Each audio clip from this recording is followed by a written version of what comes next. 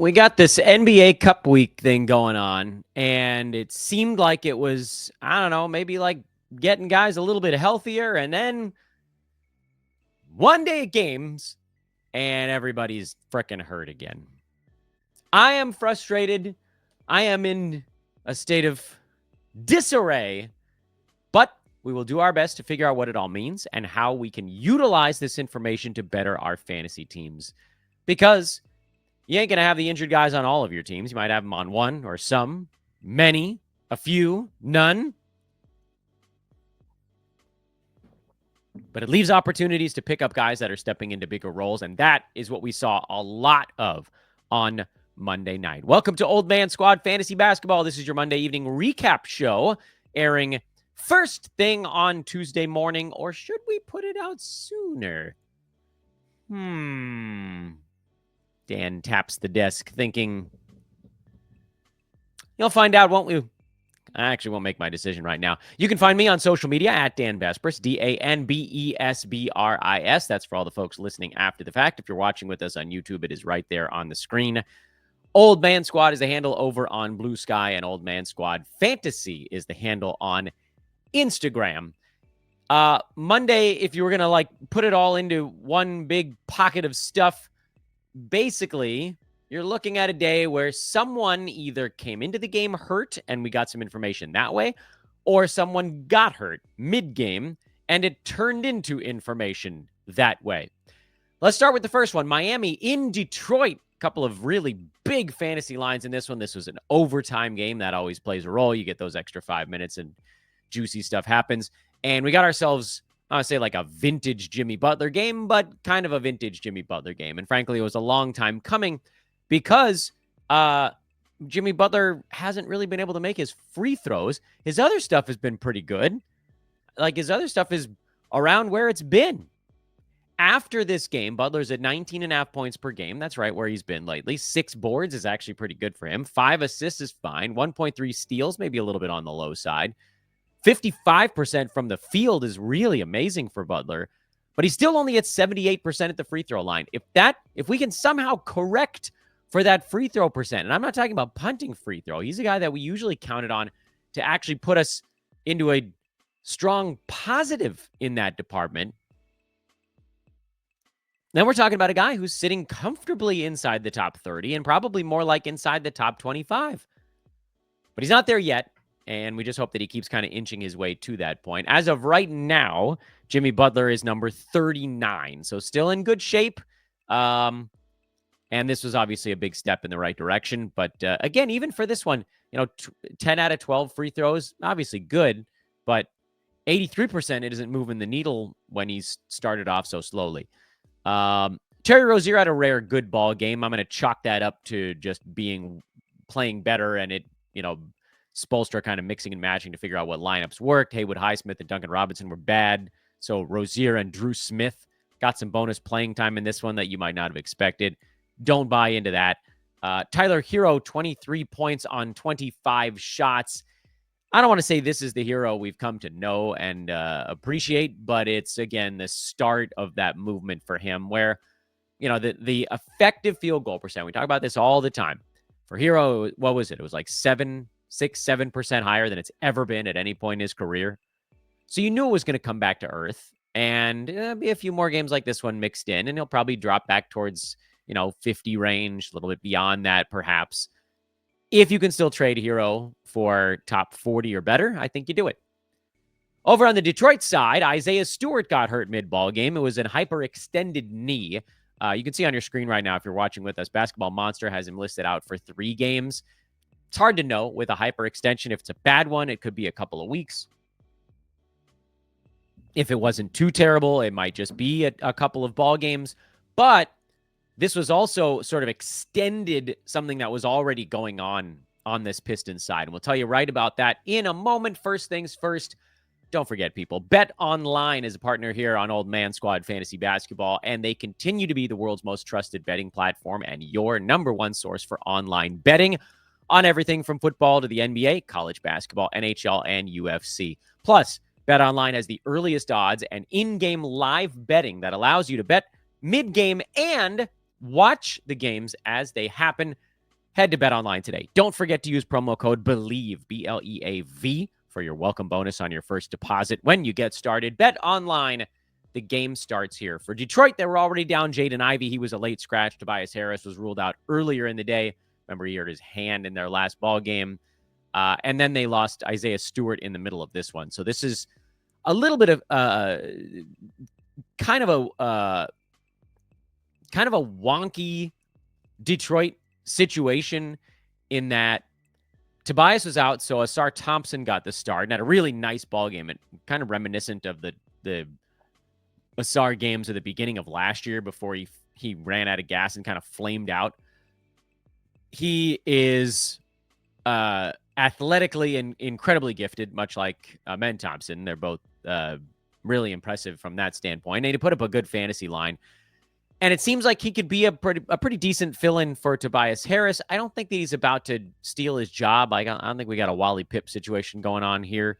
When Tobias comes back, more than likely he will regain his gig as the starting power forward and full-timer, just the way that Jaden Ivey will most likely regain his job as the starting shooting guard, and that'll force, most likely, Malik Beasley back to the bench. But in the interim here, each Detroit player being out has led to one different outcome, which is kind of rare. Usually it's like this nebulous, somebody's out and then the minutes get mushed around amoeboid-like. In this one, Jaden Ivey was out. So Tim Hardaway Jr. and Malik Beasley each started the game. And frankly, you could play either one of them if you wanted to stream for threes because they combined for 12 three-pointers. Malik Beasley's the safer play there because he tends to be a little bit, I don't know, I say more reliable, but sure, why not? More reliable. He's bigger. He's a slightly bigger human being, and that tends to equate to a little bit more fantasy, at least when you're looking at it from that, just like the what do you do besides hit threes standpoint. And he did out-rebound Tim Hardaway, and he did out-assist Tim Hardaway. And so Beasley was a pretty easy call with Jaden Ivey down. Asar Thompson was not someone that I would have had the stones to play because we were at least under the impression that he was on a pretty tight minutes count and managed to get up to 27 in this one. I don't know if they're going to have to go easy on him in the next ball game or something like that. But I do think that that's very clearly directly tied to the Tobias Harris absence. And until we get a better idea of how long Tobias is out, I don't know if I have the balls to pick up and play Asar Thompson. Like you could very easily play 11 minutes in the next ball game while they work him back from this blood clot stuff. Or maybe he does this again because he's going to rebound. He's going to get steals and blocks. We saw it last year at the beginning of the season. He's going to be a bad foul shooter.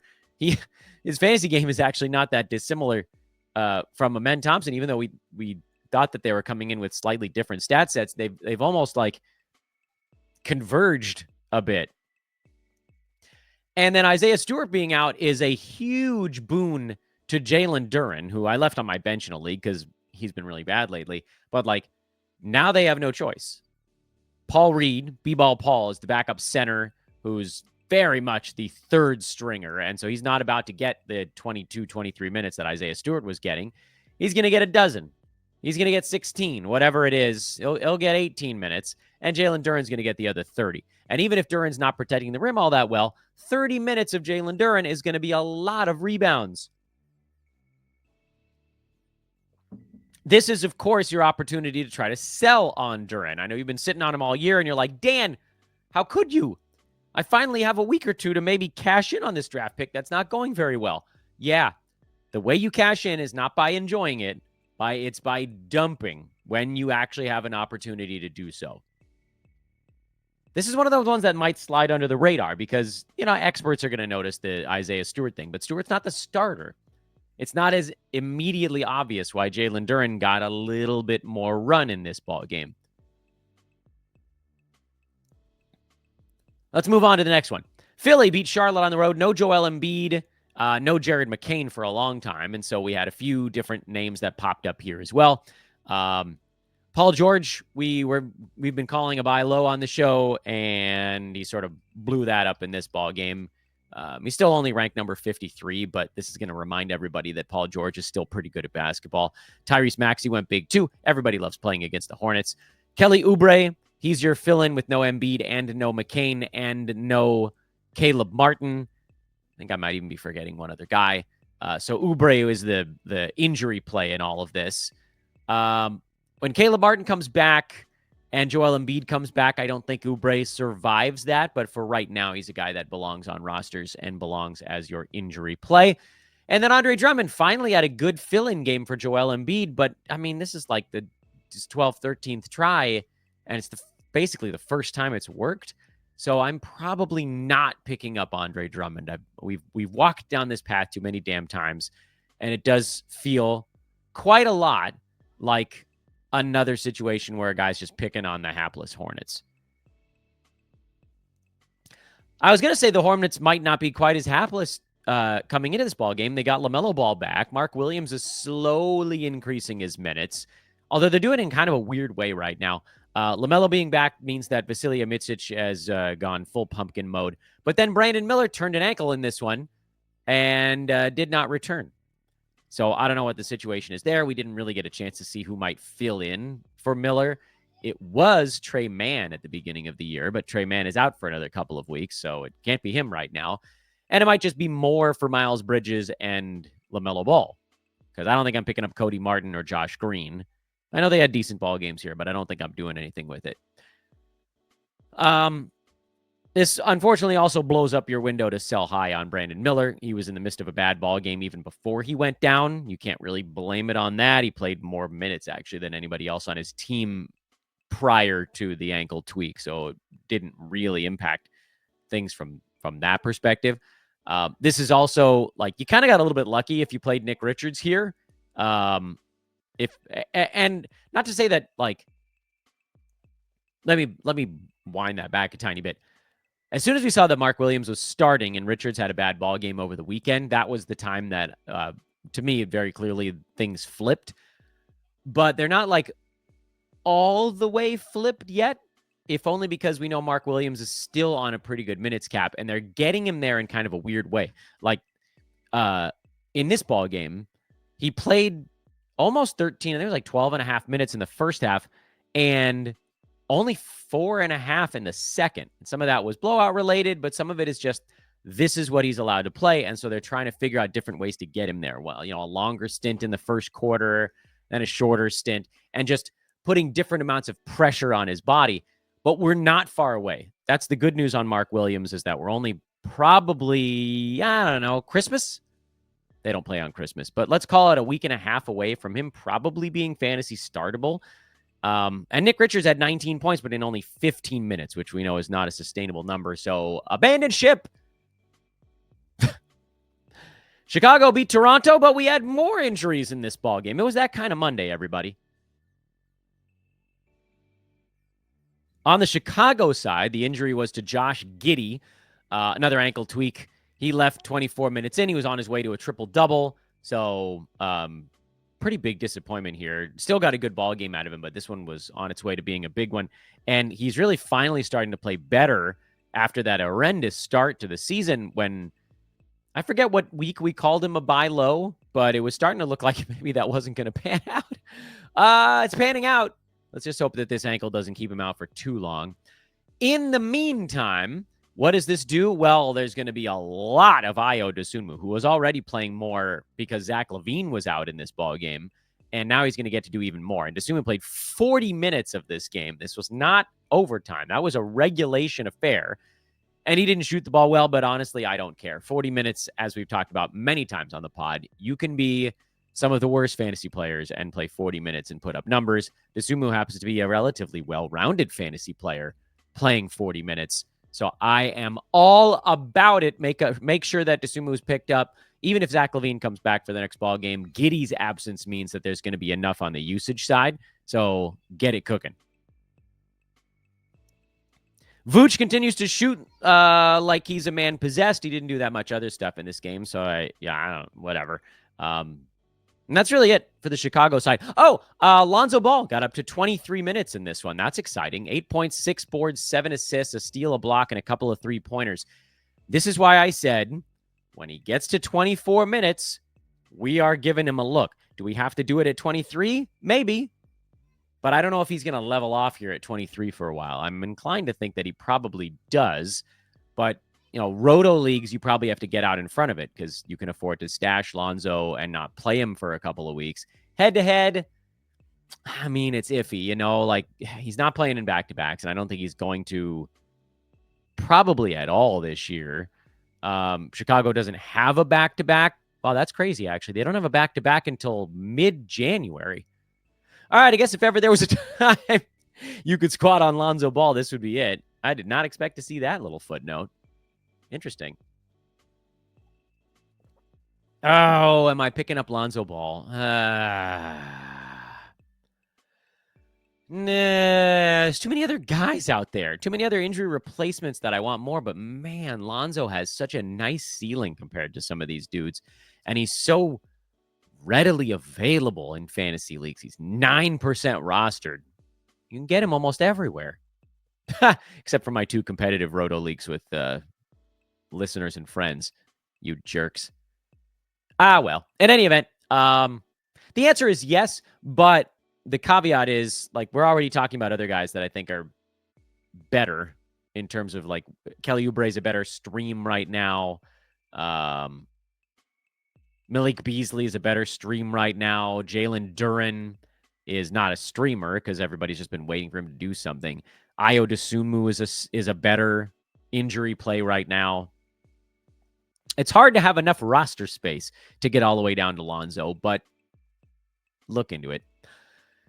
On the Toronto side, Jakob Poeltl left with some groin soreness, and that's not something that teams usually mess around with. Chris Boucher actually got most of the center minutes, not Kelly Olynyk, and some of that might be minutes cap related.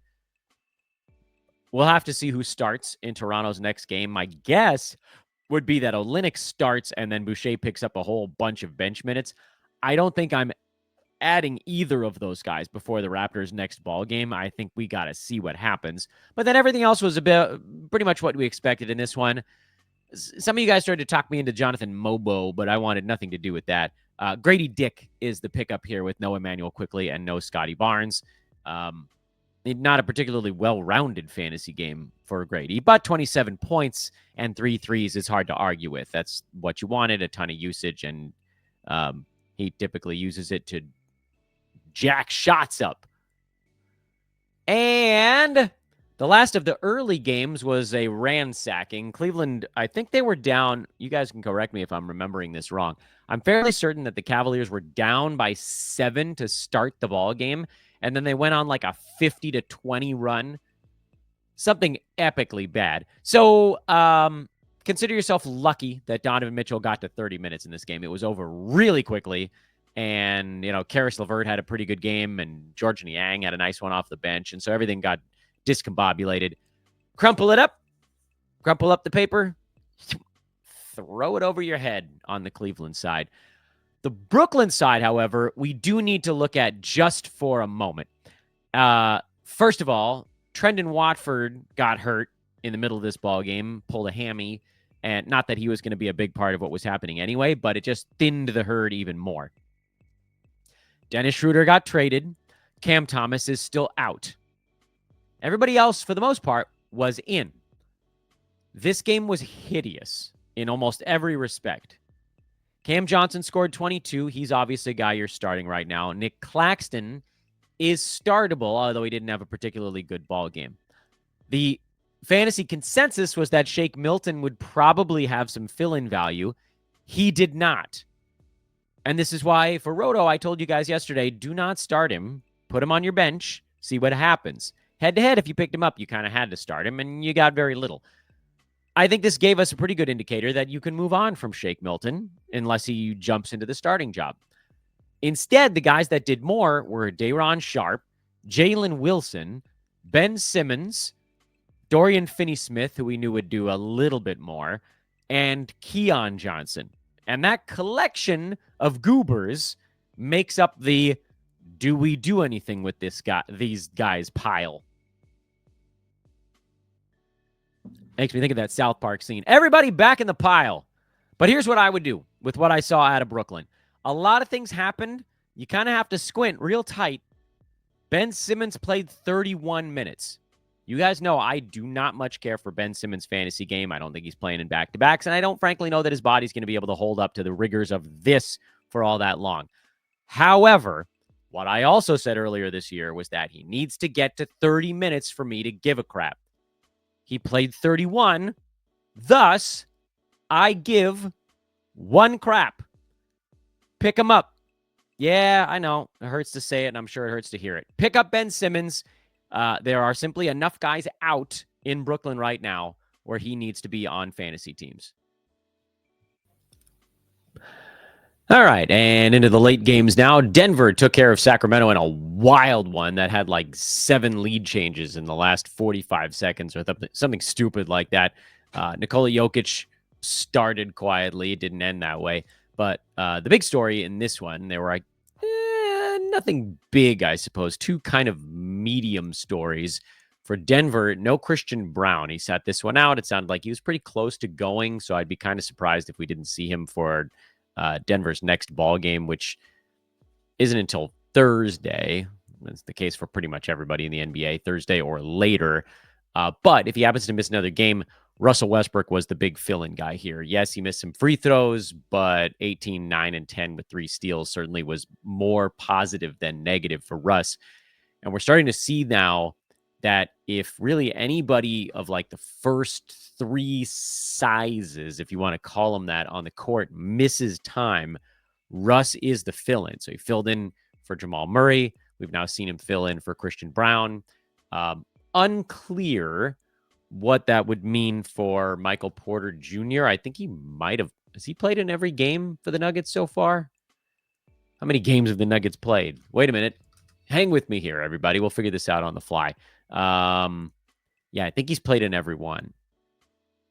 So I guess we don't know who fills in for MPJ, but it might be Russ also, because they could very easily just slide Jamal Murray down to point guard or up to shooting guard or whatever you want to call it, and push.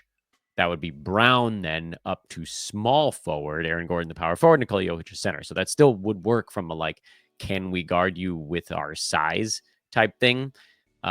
This is not me, making a case for you guys to to go pick up Russell Westbrook, because again, I don't think that he gets another start this week, but it is something to keep in mind because we discuss like if there's one player that gets a bump when anybody on a team is down, Russ seems to be that guy for like 40 to 60% of the starting 5 for Denver, and that's just something to be aware of as you sort of look towards injury reports for upcoming games. Over on the Kings side, Keon Ellis was the guy we called our stream of the week back on Sunday's show because it looked like Kevin Huerter was going to be out. And then Keegan Murray got ruled out as not a late scratch, but just a guy who got ruled out pretty late to tip. That didn't change things all that much for Ellis. Doug McDermott got the start for Keegan Murray. He played 27 minutes. Colby Jones saw an extra 7, 8, 9 minutes as well. That was basically the Keegan effect. Keon Ellis was already getting 20-something minutes off the bench, and then when you throw in the Kevin Huerter minutes, you knew he was going to get a pretty good chunk of minutes. I don't think we expected 12 points. That was kind of gravy. 5 blocks was obviously much higher than expectation, but coming into this one, the hope for Keon Ellis was more of like a week-long aggregate. Sacramento plays 4 times this week. They're the only team in the NBA that has 4 games. Yes, some of them are on overload days, so you might not get to utilize Ellis for every one of his 4 games, but he is a guy that, unlike most streamers, you can actually hold the entire week. Once Keegan went down, and then we had all these pieces missing, Keon Ellis actually kind of became streamable even on the roto side, and that certainly bore fruit with 2 steals, 5 blocks, 6 boards, a 3-pointer, made all of his free throws. I mean, do I probably have a better option on Thursday on a heavy card? Yeah, probably. But, again, you never know who gets ruled out on your team. You might need that 11th, 12th guy active. So keep Keon Ellis in your thoughts. Realizing I needed to refresh this page from a few hours ago. Now we've got the final score. Their Clippers beat the Jazz by almost 40. This game was over early.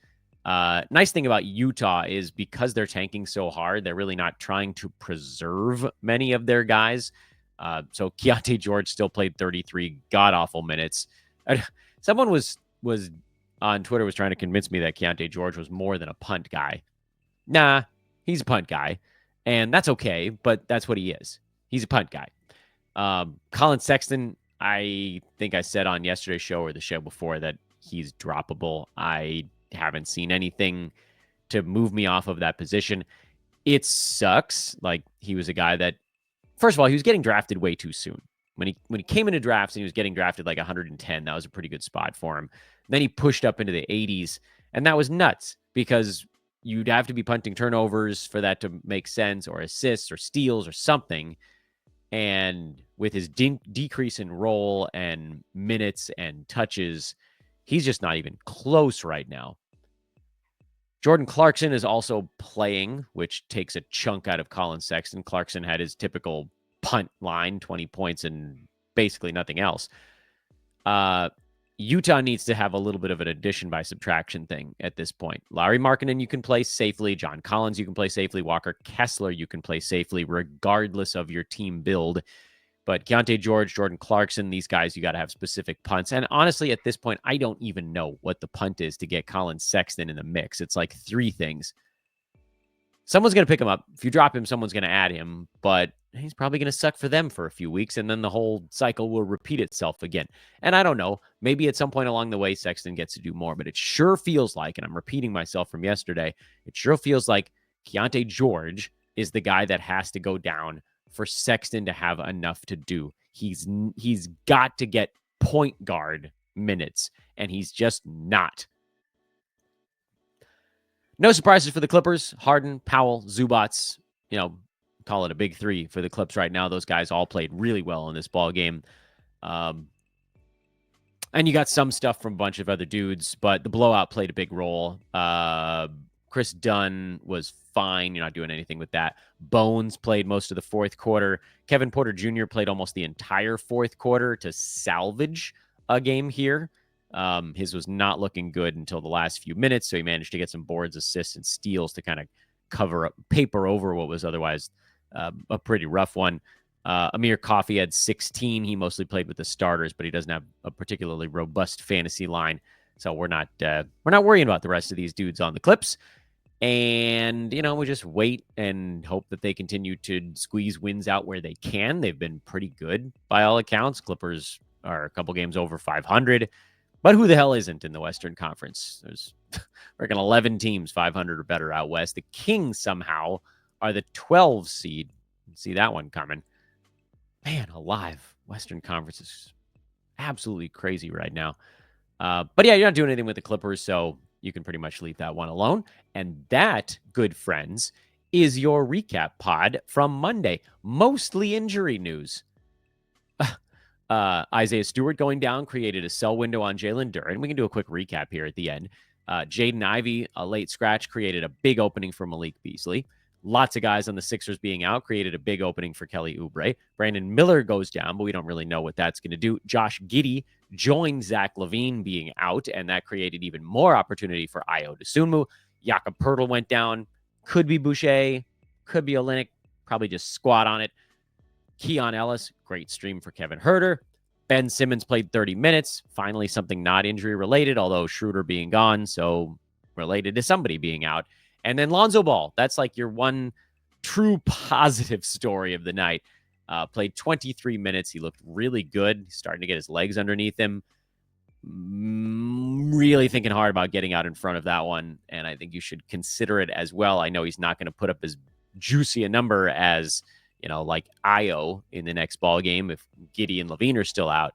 But if you're thinking about what does the arc look like, maybe Ayo's not a good example, because if anybody gets traded out of Chicago, that helps Dosunmu also. These two players picked him on the same damn team. But I think you guys catch my meaning. Like Keon Ellis, Herter comes back, Keegan comes back. Those guys are both back. He's not going to do very much. Yes, he might be way better on Thursday, but Chicago doesn't have a back-to-back for a while, as we talked about earlier. So this is a nice little stretch where you might see Lonzo Ball play every one of these games. And hell, maybe he ticks up and over that 24 mark. I'm Dan Besbris, at Dan Besbris over on Twitter. Old Man Squad on the new Blue Sky, and Old Man Squad Fantasy on Instagram. Please don't forget to hit the like button on your way out. Please do subscribe to what we're putting together, no matter how you're taking in the content. and drop that 5-star review before you hit the old dusty trail. I will see you over on the social side. We probably have a second show coming today. It'll be a specialty program, but again, no games tonight. Well, the NBA Cup is tonight, and then no games fully tomorrow has created another weird little quiet pocket. So let's see what we can get out of it. Maybe do a little wheeling and dealing. Time to put some trades together again. We'll see. I'm Dan, and I'm out. Thanks again, everybody.